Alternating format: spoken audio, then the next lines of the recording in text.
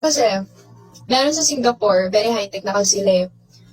Imbis na staff yung pupunta sa'yo, robot na yung pupunta sa'yo. So, nung time na yon, nagbabawas ako ng sama ng loob sa CR. So, alam niyo na yon. So, akala ko, at peace ako. Sista ako bigla, nagpapanik. Jo, katok siya ng katok. Sabi ko, bakit ba? Jo, tulungan mo ako. Yung kutsara ko, hindi ko na paano kukunin. Sabi ko, pumindot-pindot ka lang dyan, ibibigay na yan. Ganon. Jo, bilis ako na dyan, lumabas ka na. Hindi ko talaga alam to. So ako, o sige, kuha ng tissue, ng wipes. O sige, kasi walang bitis. So mas matagal kang di ba? Alam niyo na yon. Ito, ang grabe yung katok mo talaga. So dahil nga walang bidet, and alam mo yun, ang tagal bago ko nakalabas, sabi niya, hala Jo, lumabas na. Pagkalabas ko na siya, hinabol ko. Nakaano lang ako, slippers lang ako. Sista ako nakamedyas.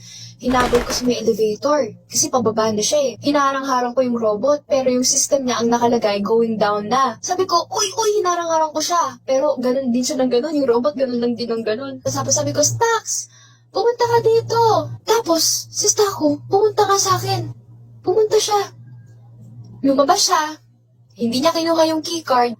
Nalock yung door namin. Sabi ko, kinuha mo yung keycard? Sabi niya, hindi. Paano tayo ngayon yan? Sabi ko, ikaw na bumaba. Inistorbo mo ang aking tapos wala pa tayong keycard. Sabi niya, samahan mo na ako.